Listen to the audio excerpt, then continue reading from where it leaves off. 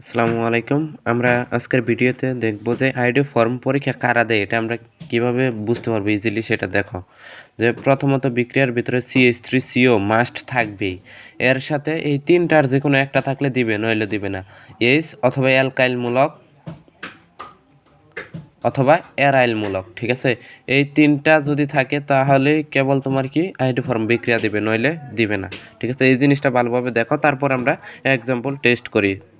আইডিও form বিক্রিয়ার ক্ষেত্রে আমরা কি শর্তটা পড়ছিলাম যে দেখো এটার ক্ষেত্রে CH3CO আছে, আর সাথে দেখো CH3CO সাথে একটা এইচ আছে, তার মানে এটা তোমার আইডিও ফর্ম পরীক্ষা দিবে। এটার ক্ষেত্রে দেখো CH3CO সাথে কি আছে, OH আছে, তার মানে এটা দিবে না, কারণ আমরা জানি কি এইচ অ্যালকাইলমূলক এবং অ্যারাইলমূলক এগুলোর বাইরে কোনো কিছু থাকলেই দিবে না।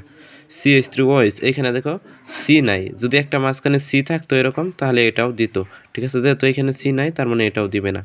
এটার ক্ষেত্রে দেখো মাঝখানে সিও বাদ পড়ছে, তার মানে এটাও দিবে না। এটার ক্ষেত্রে আবার দিবে, কারণ দেখো CH3CO আছে এবং সাথে অ্যারাইলমূলক আছে C6H5, তার মানে এটা দিবে।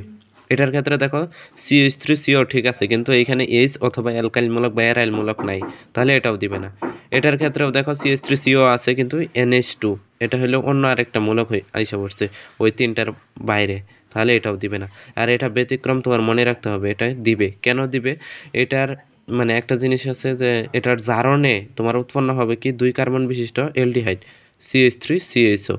দেখো মানে একবার জারণ করার পরে যে জিনিসটা আসতেছে তোমার, ওই জিনিসটা যদি যায় মানে ওটার সাথে মিলে, যেমন CH3CO আছে আর সাথে এইচ, তাহলে এটাও তোমার কি দিবে, আইডিও ফর্ম পরীক্ষা দিবে।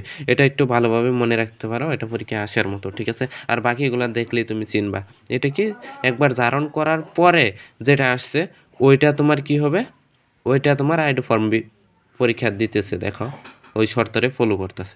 আশা করি বুঝতে পারছো।